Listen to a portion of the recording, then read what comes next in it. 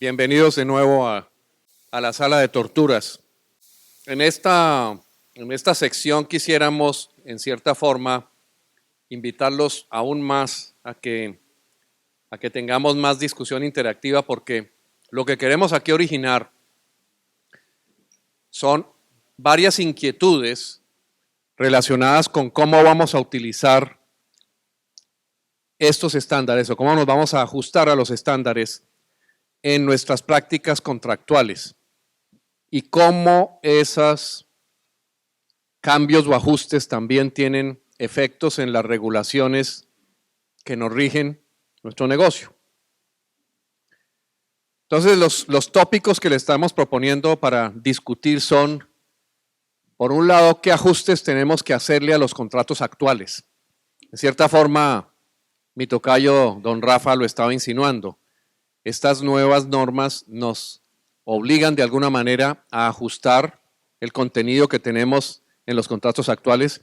Y Mario, por favor, prepárate porque tú vas a ser uno de los protagonistas aquí de esta discusión. El segundo tema que queremos plantearles es qué figuras contractuales innovadoras surgen de este estándar. De alguna manera, mi tocayo lo estaba insinuando en su presentación cuando hacía tanto énfasis en la ventanita de escape que se da por el lado de los servicios. Entonces, miremos ahí hasta dónde podemos innovar contractualmente. El tercer tema son las implicaciones legales que tienen los estándares. Y finalmente las implicaciones de tipo regulatorio. Pero nuevamente estos son temas de discusión. Y como verán ustedes, tampoco son todos los temas de discusión. Solamente vamos a proponer algunos, porque cada vez van a surgir más temas, más ideas, más desafíos. Entonces, en lo que respecta a los ajustes a los contratos, lo que nosotros queremos plantear, y es un poquito un examen de conciencia que hacemos los abogados, y Rafa me dirá si concuerdas o no en nuestro examen de conciencia. Algunos. Tú me decías que tú tenías. ¿Sí? Pero en esencia es ¿para qué están los abogados? En realidad los abogados están para procurar que los hombres de negocios, hombres y mujeres de negocios, logren un balance entre los riesgos que están dispuestos a tolerar y los beneficios que están proyectando. Esa es la razón de ser de que los abogados intervengan en los contratos. Esa es la filosofía bajo la cual se deben redactar los contratos. O sea, ¿cómo logramos de verdad mantener un balance justo entre riesgos y beneficios? Y una pregunta que rara vez nos hacemos entre nosotros es, ¿cuáles riesgos estoy dispuesto a tolerar y cuáles no? Generalmente, y yo lo he visto mucho en nuestra vida profesional negociando con mis colegas, muchas veces mis colegas abogados se meten en el terreno que no les corresponde, se meten en el terreno de los hombres de negocios a tomar decisiones de negocio, negociando cláusulas contractuales, cuando su rol es esencialmente tratar de interpretar lo que sus clientes de negocios quieren hacer con el nivel de tolerancia que tienen a los riesgos. Y es que el segundo sofisma que se presenta en estos casos es que todavía hay gente que cree que no hay riesgos o que existe la situación de riesgo cero. Y en realidad esa no existe. Siempre que vamos a hacer algo, hay un riesgo. Y ese riesgo, de alguna manera, tenemos nosotros que decir, tengo que tener un margen de tolerancia, un umbral de tolerancia al peor escenario. ¿Qué pasa si este riesgo se materializa? No es decir, qué sorpresa, ocurrió el riesgo. No, el riesgo iba a ocurrir de alguna manera. El tema es, ¿estaba preparado para su ocurrencia? Que es algo que nos pasa a algunos que estábamos confiados en que Hillary iba a ser elegida. No estábamos preparados para Donald Trump. No estamos preparados para Donald Trump. Entonces, en ese orden de ideas, miremos un poco qué es lo que viene a cambiar en la estructura de riesgos con el estándar. Y nuevamente, lo que estamos planteando puede ser diferente o puede que haya algunos temas que ustedes vean que nosotros no hemos visto. Pero lo que nosotros vemos ahora es que Va a haber implicaciones en los riesgos de crédito, va a haber implicaciones en los riesgos del activo, va a haber implicaciones en los riesgos legales, y cuando hablamos de riesgos legales vamos a tratar de sintetizarlos en los riesgos de responsabilidad civil o en los riesgos de tener que pagar multas o penalidades a las autoridades por circunstancias relacionadas con nuestro negocio, y los riesgos catastróficos, que podríamos decir aquellos eventos ocurridos por fuerza mayor o caso fortuito, como pueden ser terremotos, como pueden ser huracanes, situaciones que lleven a la destrucción de nuestra inversión, cualquiera que sea la forma como está representada. Y para eso es importante seguir un poco, digamos, la línea que los estándares contables nos han señalado, porque ahí es donde empieza a existir el divorcio entre la contabilidad y los contratos. Entonces, hasta el año 1982, que fue la época en que se adoptó el NIC 17, los activos contables eran los bienes propios. Por eso la pregunta que hizo Raúl al principio era de mucha trascendencia. ¿Va el estándar contable a modificar la forma como se trata la propiedad de los bienes? Y creo que la respuesta que dio Rafael es la adecuada. No, no lo va a modificar, pero sí hay un divorcio entre las normas contables y las normas legales. Y ese divorcio empezó, no es nuevo, ese divorcio empezó a ocurrir entre el 82 y el 2019. ¿Por qué? Porque al entrar a regir el NIC 17 y su homólogo el FAS 13, que hoy en día, como sabemos, el FAS 13 se llama el ASC 840, los activos ya no eran los bienes propios, sino aquellos bienes cuyos riesgos y beneficios económicos me retribuyen. Entonces, ya aquí empezamos a tener entre el 82 y el 2019, o sea, entre el 82 y nuestros días, un primer desafío entre la diferencia que hay entre la estructura legal de los contratos y su reflejo contable. Ahora viene el tercer elemento, y es que son activos ya no los bienes propios, ya no los bienes cuyos riesgos y beneficios económicos me retribuyen, sino los bienes que yo controlo. Y ya la definición y las manifestaciones de control las explicó con mucha claridad Rafael. Y eso es muy importante tenerlo en cuenta, porque entonces al suceder todo esto, vamos a tener varias circunstancias que nos van a empezar a cambiar. Por ejemplo, nosotros consideramos, y hoy en día lo hacemos, que la arrendadora siempre tiene que ser la propietaria de los bienes que arrienda. Bajo este nuevo esquema, ya probablemente no. Probablemente no tengamos que ser propietarios de los bienes que arrendamos. Ese es uno de los primeros temas que se generan como temas de discusión. Y obviamente eso nos va a afectar los riesgos de crédito.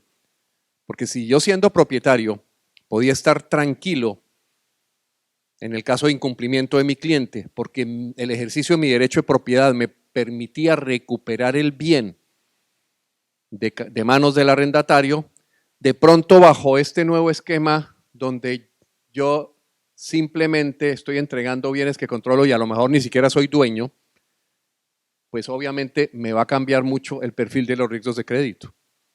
Mi respaldo va a ser diferente, mi colateral va a ser diferente.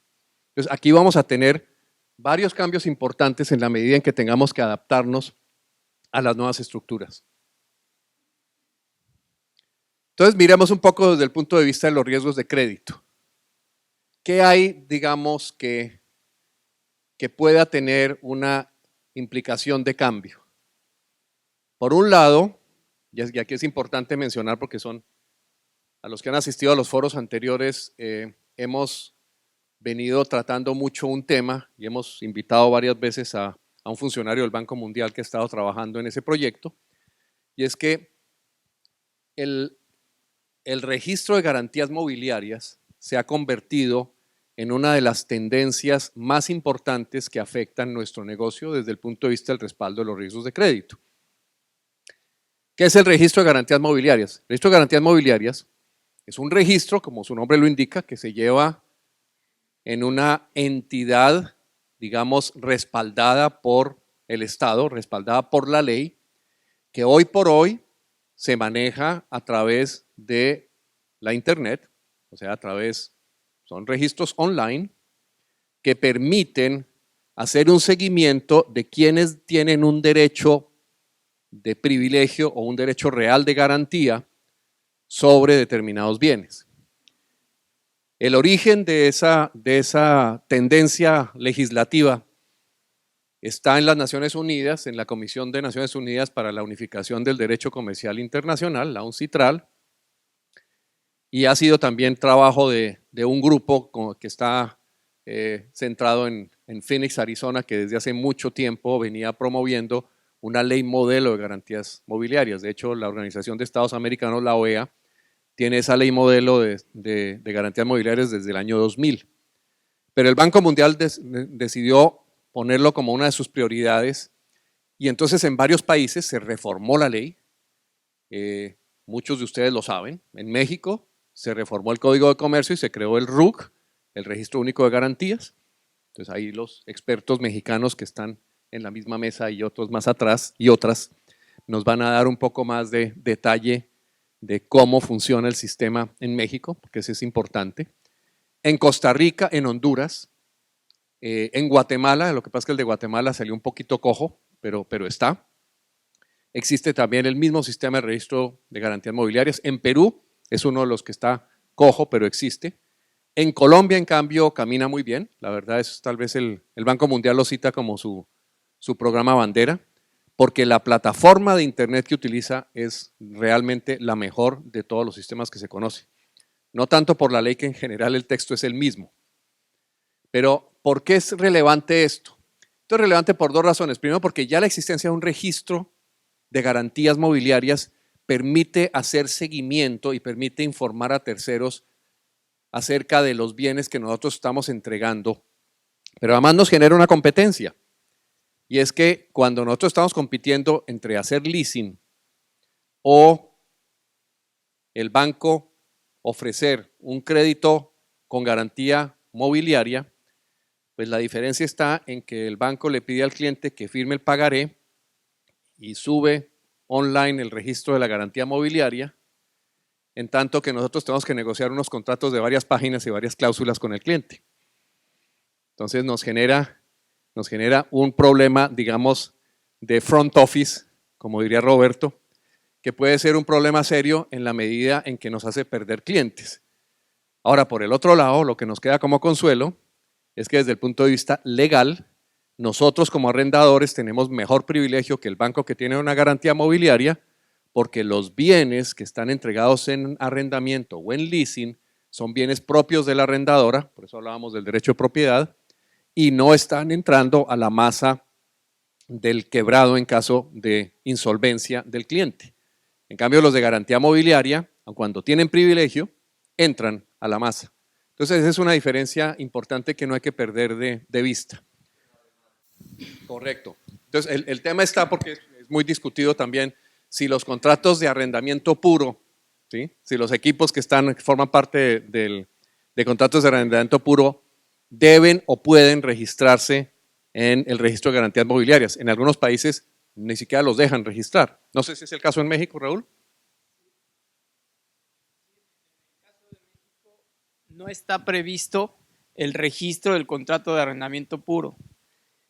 Y aunque habla la propia ley de que cuando se tiene un privilegio especial o un derecho de retención podría registrarse alguna operación, no se ha determinado por la propia ley que en el arrendamiento puro se tenga ese privilegio especial o derecho de retención. Por lo tanto, bajo los ojos de la autoridad, la Secretaría de Economía, que es quien lleva el RUG, no se podrían inscribir los contratos de arrendamiento puro. Ese es un tema que, por ejemplo, discrepa de la práctica en Estados Unidos. En Estados Unidos no te limitan registrar o no registrar un contrato de lo que llaman un true lease, que es los que están amparados por el artículo 2A del Código de Comercio Uniforme. De hecho, tú lo puedes registrar aun cuando el contrato sea de arrendamiento puro, nadie te lo impide. y le sirve en cierta forma como una vacuna a las arrendadoras en el caso en el cual se desnaturaliza la naturaleza de arrendamiento puro y se considera más bien como un vehículo de financiación que lo llevaría el artículo 9 como garantías mobiliarias. Y que en términos prácticos lo que hace es que mete dentro del balance del arrendatario el bien y el derecho, pero manteniendo el privilegio. El problema que habría en México es que no teniendo el registro, si se desnaturaliza la operación, pues la verdad es que el arrendador pierde todo. Entonces ese es uno de los temas de interesante discusión porque el precedente para todas las normas de garantías mobiliarias es precisamente el artículo 9 y el artículo 2 del Código de Comercio Uniforme de los Estados Unidos. Hay que entender que todas estas disposiciones de garantías mobiliarias lo que querían era establecer unas reglas de juego uniformes, por lo menos a nivel continental, o sea que todos los países de las Américas tuvieran un régimen muy parecido para el tratamiento de las garantías. Y es un movimiento que está complementado con la Convención de Ciudad del Cabo, que es una convención también uniforme sobre el mismo régimen de garantías de determinados bienes que son ya digamos bienes de alto valor. Entonces todos los aviones que se financian en el mundo se sujetan al protocolo de Ciudad del Cabo, el material ferroviario que se financia en el mundo se sujeta al protocolo ferroviario de la Ciudad del Cabo, que es el protocolo de Luxemburgo. Ahora hay un protocolo en discusión, que es el protocolo sobre maquinaria agrícola y de construcción, que está precisamente en discusión, pero que en muchos casos, en aquellos países en los cuales existe un registro de garantías mobiliarias, puede que no sea tan relevante tenerlo aplicado. Pero entonces, ¿por qué es importante tener en cuenta esto? Sí. Perdón, me vienen a la mente un par de cosas para abogados. Resulta que ahora ya el bien no va a los balances, sino que va a ir a los balances el derecho de uso. Entonces, dos situaciones. Primero, entrará en la masa de acreedores el derecho de uso, es decir, mire, yo no le voy a quitar el bien que es de la arrendadora, pero el derecho de uso es del arrendatario. Y entonces yo, banco, voy a decirle al juez que ese derecho de uso va para la masa y vamos a seguir explotando ese derecho de uso con otro cliente. Y dos, los contratos de muchas arrendadoras dicen que uno no puede subarrendar, pero yo puedo decir, no, yo no subarrendé, yo vendí o cedí mi derecho de uso. Y entonces yo pienso que resolverán los jueces si uno se ve en una situación de esas, ¿verdad? Donde empiezan a decir, bueno, pero ¿cómo? ¿El bien es el bien o es el derecho de uso o el activo? Y no sé qué va a pasar si estas cosas empiezan a suceder. Yo creo que el punto es muy bueno porque sí, lo que Esteban menciona en cierta forma es también lo que podríamos llamar la aplicación de las mejoras prácticas en cuanto al régimen de quiebras. No todas las leyes de insolvencia de los países nuestros están igualmente avanzadas y no todas tienen, y se presenta esa discusión. Pero el raciocinio que tú haces, Melvin, juega un poquito en beneficio de lo que Esteban señala. En muchos países, lo que se establece como, y debe ser la norma además, que en caso de insolvencia, el derecho de usar el equipo para preservar, digamos, la existencia de la empresa que está en proceso de reestructuración por dificultades económicas, ese derecho de uso se debe tratar de salvaguardar lo más que sea posible. Y la contrapartida de defender ese derecho de uso es darle al arrendador el privilegio de sacar los cánones de arrendamiento que se causan, que se devengan a partir del momento en el cual está en proceso de reestructuración, para que se paguen como gasto de administración, como preferente a todas las demás obligaciones. Entonces, y esa es la forma como digamos, las mejores prácticas en materia de insolvencia están tratando no solamente el leasing operativo, sino el leasing financiero también, porque han incorporado normas específicas y a lo que se refiere Esteban es justamente el caso. Da también el derecho, la norma, al arrendatario a rechazar los equipos que no necesite. Entonces da derecho a dar por terminado su derecho de uso, lo cual debe desembocar también en la restitución inmediata del equipo a favor del arrendador. Entonces, o devuelves el equipo o si lo mantienes, me tienes que pagar de prioridad como gasto de administración. Entonces, eso, digamos, es algo que uno encuentra en la legislación mexicana hoy en día, que uno encuentra en la legislación colombiana hoy en día, en la peruana, si mal no estoy, José Antonio también está, y Juan Manuel, ustedes que vienen de Perú, luego en la legislación peruana de insolvencia también está ese privilegio para las arrendadoras de seguir cobrando los cánones futuros dentro de la insolvencia como gasto de administración de prioridad a todas las demás deudas del insolvente. Entonces, digamos que lo que tú estás diciendo es importante porque en aquellos países en los cuales no hay ese régimen, el tema del derecho de uso da bases para poder establecer una norma contractual que permita justamente consolidar ese derecho. ¿Sí? O sea, vamos a ver, probablemente la respuesta que me dan ustedes es porque conocen de leasing. Pero si uno se enfrenta a un juez que no conoce el leasing, ahí es donde yo quiero ver qué va a resolver el juez. Si el juez fuera don Esteban, pues yo estaría tranquilo, o don Rafael Castillo. Pero cuando es Juan Vainas, no sé. Eso es cierto. Por lo cual la solución para eso es educar al juez a través del contrato. Tú tienes que llevar en el contrato las cláusulas que le permitan al juez entender la situación y no asumirla. Entonces, esa es una buena conclusión en este proceso. En aquellos países en que la ley no me protege, utiliza el mecanismo del derecho de uso para poder llevar a la misma conclusión. Porque en realidad lo que dices es formalmente cierto. Lo que forma parte de los derechos económicos de la empresa que se quiere salvar en un proceso de reestructuración es el derecho de uso de los activos. Si yo no tengo la facultad de utilizar los equipos, los montacargas Toyota que me está entregando Connie para mover mis materiales, no voy a poder sacar adelante mi negocio. ¿Verdad? Que ese es un punto bien importante. Entonces, fíjense que esas cláusulas y los registros que soportan el derecho de propiedad del arrendador son de suma importancia que queden.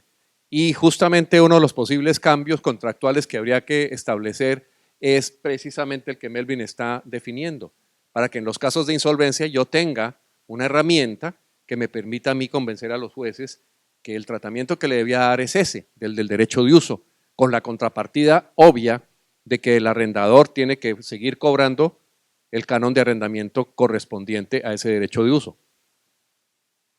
Ahora, el otro tema es todavía más complicado y va un poco a la pregunta que hizo Alberto en la primera sesión. Y es, si queremos nosotros seguir ofreciendo leasing por fuera del balance, ahora teníamos con Juan Manuel un pequeño diálogo en el café, donde precisamente estábamos anotando cómo en las empresas que se rigen por el NIF 16, y es algo que tal vez lo mencionó rápidamente Rafael, pero es importante tener en cuenta. Los clientes que nosotros tenemos y nosotros mismos podemos estar regidos por dos tipos de normas contables. O estamos regidos por las NIF o estamos regidos por el US GAAP. ¿Quiénes están regidos por el US GAAP? Están regidos por el US GAAP aquellas compañías que son filiales de empresas americanas. Están también regidos por el US GAAP aquellas empresas que no siendo americanas, sin embargo, cotizan sus valores en una bolsa de valores americana. Por ejemplo, Bancolombia. Bancolombia tiene las acciones inscritas a través de unos recibos de depósito de los ADRs en la bolsa de Nueva York. Entonces, Bancolombia es una empresa que está sujeta al US GAAP. Y en tercer lugar, hay aquellas que reciben crédito de entidades y bancos americanos, donde contractualmente los bancos les están imponiendo la obligación de expresar sus estados financieros de acuerdo con las normas del US GAAP. ¿Por qué es diferente el US GAAP del NIF? Porque aquí, en la discusión de lo que fue el NIF 16, hubo a última hora un pequeño divorcio. Los americanos se fueron por su lado porque estaban viendo el efecto perverso que podía tener en el crecimiento de la industria la eliminación de la línea divisoria entre el leasing operativo y el leasing financiero. Y lograron de alguna manera preservarlo. O sea, la negociación que hicieron los americanos, que fue la que quedó plasmada en la norma 2016-02, es, ok, nosotros aceptamos que el derecho de uso forme parte del activo del arrendatario, no hay ningún problema. Pero el arrendatario tiene que diferenciar aquellos derechos de uso que se derivan de contratos de leasing financiero de los contratos los derechos de uso que se derivan de contratos de leasing operativo. Y ahí esa línea divisoria de la cual estábamos viendo esos criterios diferenciadores, ahí aplica. Y al aplicar, cuando se hace ya la conversión a los estados financieros, sobre todo el estado de flujo de caja, los egresos que hace el arrendatario por concepto de leasing operativo deben registrarse como OPEX, como gasto operacional, y los del leasing financiero como CAPEX. En cambio, las empresas que están sometidas al NIF 16, todas tienen que registrar como CAPEX los desembolsos que hacen en todos los contratos de arrendamiento, sean ellos operativos o financieros, de acuerdo con la línea divisoria. Entonces, ahí es donde está la diferencia entre la norma americana y la norma europea, o digamos el NIF general, porque no es solo europea. Por definición, aquellos que no están sujetos al US GAAP están sujetos al NIF, salvo aquellos que tienen excepciones, como hablábamos del caso de las pymes en algunos países. Pero entonces supongamos que estamos hablando de clientes que están sometidos al NIF 16, que no están sometidos al US GAAP. Esos clientes, vamos a ofrecerles a ellos una solución fuera de balance. Entonces el tema es, para ofrecerle esa solución fuera de balance, nosotros tenemos que consolidar el control absoluto del bien en el arrendador. No solamente estamos hablando de consolidar la propiedad, sino que estamos hablando de consolidar el control, ¿no? Y el punto es cómo se documenta esta concentración de control manteniendo la misma protección contra el riesgo de crédito. Porque entonces ahí vienen varias preguntas fundamentales. Y hacía la pregunta hace un momento. Yo tengo que identificar el número de serie del bien, o sea, tiene que ser ese bien. Y Rafael contestaba, no, no necesariamente. Pueden ser varios de los bienes que yo tengo en inventario, y daba una fórmula además muy ingeniosa. Mete en el contrato un anexo donde pone un parque diferente de equipos que el cliente puede utilizar como servicio. Eso es una buena solución, porque esa por lo menos nos quita de encima el tema de la consolidación de control y al mismo tiempo nos protege contra el riesgo de crédito. ¿Por qué nos protege? Porque si ustedes utilizan una de estas cositas que les dimos, ¿y saben para qué es esto? Para que no se pierdan. Estos son localizadores, se llaman trackers. Entonces ustedes pueden ponerlo, se lo pueden poner a su cónyuge, una medallita que les regala. ¿Sí? ¿Sí? Y entonces abren la aplicación en su teléfono, en su iPhone, que se llama Tracker y dicen, ah, mire dónde está. En el shopping mall, desde luego, claro, ¿no? La maquinaria, los equipos, pues obviamente ustedes trabajan algo más sofisticado y tienen sus sistemas de GPS y en algunos casos el Internet de las cosas, pero ustedes pueden rastrear los bienes. Lo importante es que contractualmente los puedan reposeer. Entonces el tener esa lista sirve mucho, porque ya yo no tengo necesidad de hacer la identificación por número de serie. Son varios los equipos con los cuales voy a prestar el servicio. Y a través de eso yo les puedo estar ofreciendo a mi cliente una solución de leasing fuera de balance, porque él puede utilizar cualquiera de esos equipos para resolver sus necesidades de logística, de movilidad o de producción de copias o lo que ustedes quieran, cualquiera que sea el servicio que le están entregando al cliente. Y ese punto es importante desde el punto de vista de cómo vamos a generar un argumento de ventas que siga siendo fuera de balance. Implica desde luego que en teoría vamos a correr más riesgos, pero la forma de mitigarlo puede ser, y a mí no se me ha ocurrido la fórmula hasta que Rafael no la propuso, la de tener una lista del parque que yo puedo utilizar. Y se utiliza, lo están utilizando ya las empresas de flotilla en Europa. Sí, Rafael, podría ser también el caso de poner una cláusula, ¿no? Por ejemplo, un like for like, diciéndole, bueno, te estoy entregando estos bienes, pero puedo reemplazártelos por unos de igual, o sea, para ser más sencillo que un Claro, listado de bienes que tal vez no posees, ¿no? El problema que tendría el like por like, y yo no sé, Tocayo, ¿qué opinarías tú? Es que nos generaría una discusión bizantina con los colegas de Deloitte, ¿no? En el sentido de, pero es que con el like por like tú en principio tienes ya el control de un activo, que lo puedes cambiar es otra cosa, ¿sí? Pero no es, digamos, una situación un poco más etérea en el sentido de que mi foco no es este bien en particular, sino mi foco es el servicio que me va a prestar, no me importa cuál de ellos lo preste. Ese sería el riesgo que yo le vería al like por like, pero es igualmente válido. Bueno, y el otro tema es la ubicación del bien, ¿no? Pero digamos que bajo la fórmula que está proponiendo Rafael, el tema de la ubicación del bien se vuelve secundario, porque aquí lo que se está claramente especificando es que lo que estoy ofreciendo es el servicio. Entonces, si ustedes quieren seguir ofreciendo soluciones fuera de balance a los clientes, esa puede ser una interesante cláusula contractual a modificar. Y esto nos sirve, digamos, para mantener el mismo nivel de tolerancia de los riesgos de crédito que estamos aplicando hoy en día. Perdón, Rafael, una pregunta.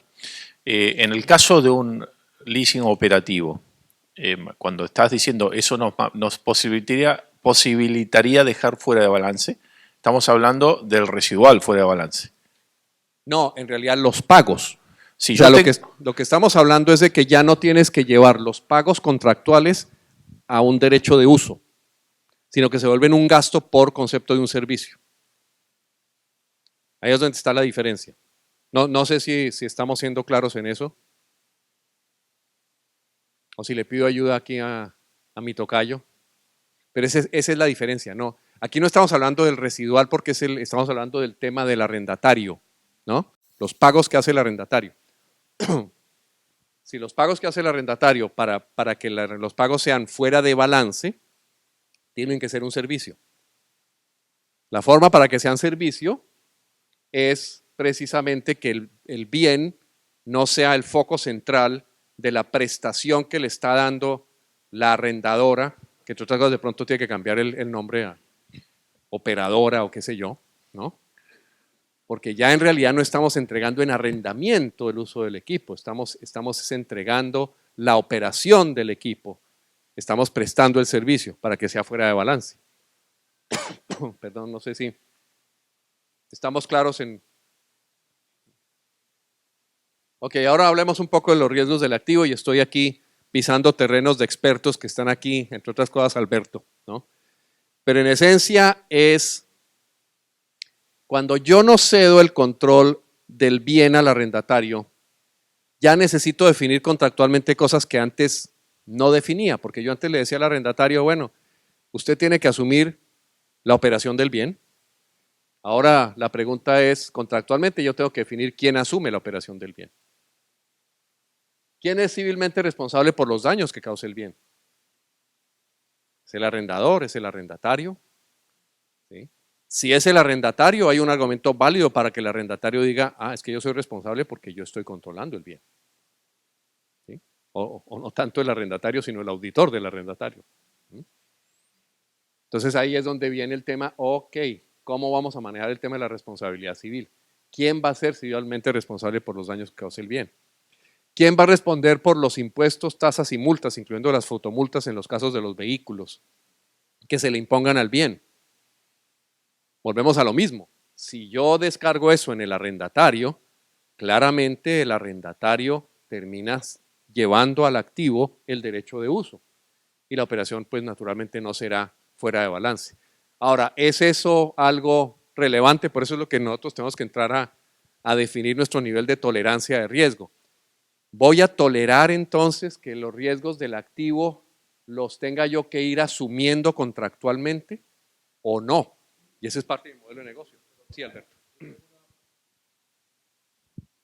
Una duda específica con los temas de fotodetención, en el caso de los vehículos, independiente de si tengo o no el control, porque yo lo puedo tener en leasing financiero o lo puedo tener en arrendamiento operativo, finalmente el uso y goce del activo lo tiene el cliente, yo no puedo hacerme responsable sobre los malos usos independiente del tipo de contrato en el que estoy.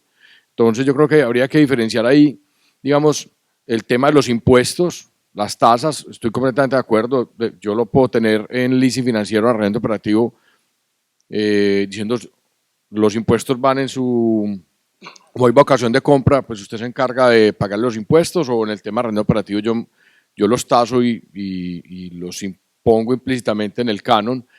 Pero sí me queda una duda que combinemos los dos conceptos de las multas por fotodetención con los temas de impuestos y tasas. No sé qué me puedes aclarar al respecto, porque El primer raciocinio es, y te voy a poner el ejemplo de Uber. Si yo pido un transporte de Uber, ¿qué estoy pagando? Estoy pagando el servicio. Si el conductor hizo una infracción y le hace la fotodetección de la multa y le ponen la multa, ¿quién la paga? Yo no la pago, ¿verdad? Yo soy el usuario del servicio. ¿Sí? Entonces aquí nos sucede un poco lo mismo. Si yo quiero vender la teoría de fuera de balance al cliente, la verdad es que el cliente no me está operando el equipo y por lo tanto el que opera en realidad es el que comete la multa. Entonces el raciocinio tuyo es perfectamente lógico, ¿sí? Quien debería pagar la multa es el arrendatario, pero cuando yo estoy poniéndole esa obligación en cabeza al arrendatario, en realidad estoy dándole argumento a los auditores para decir, entonces esto es un arrendamiento. pues que la reflexión es bien difícil, porque implicaría entonces que yo en arrendamiento tendría que entregarle entonces los activos, llámese montacarga, tendría que ir con el operario de montacarga o el maquinaria amarilla, el operario o el conductor de un vehículo o un tractocamión. Que eso ya es un rent, pues ni siquiera un rent, sería un servicio de transporte, ahí sí, completamente de acuerdo. Pero sí me queda como, les confieso que me queda quedando como un poco difícil de asimilar que es inclusive cómo hacerlo parte integral del contrato y cómo lo taso, porque es que ahí sí pierdo control absoluto sobre eso. Entonces decía al principio lo importante que es que yo defina cuál es mi umbral de aceptación de riesgos. ¿Qué riesgos quiero aceptar? ¿Qué riesgos quiero trasladar? ¿Sí? Y a lo mejor cuando llegamos a esta situación dices, yo tal vez como que ese riesgo en particular.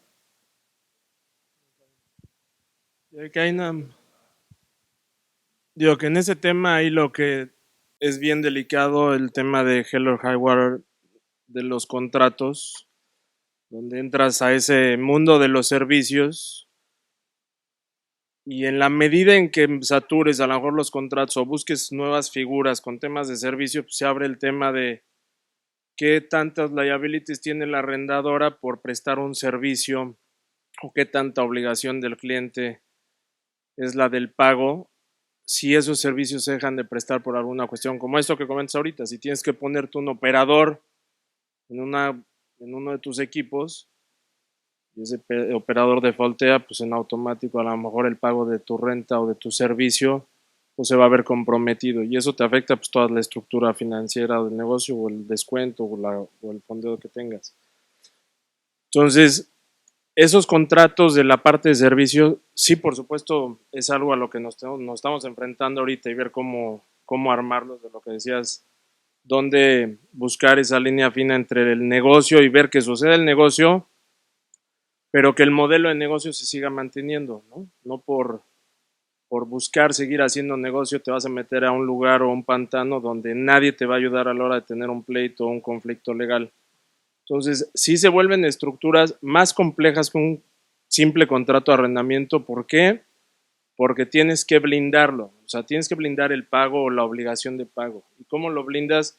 Pues con condiciones que sean, no directamente con el tema de los servicios, con condiciones de penalizaciones, etcétera, enfocadas hacia el pago. Es ir viendo cómo le das la vuelta a no llamarle renta, le llamas servicios, y cómo le das la vuelta para obligar o comprometer al cliente a ese pago, ¿no? Y no porque tenga ahora el concepto de un contrato de servicios o los cloud service y todos esos temas que estamos teniendo ahora, pues el cliente se sienta en una posición de, bueno, si sucede algo, pues puedo dejar de pagar y no sucede nada, ¿no?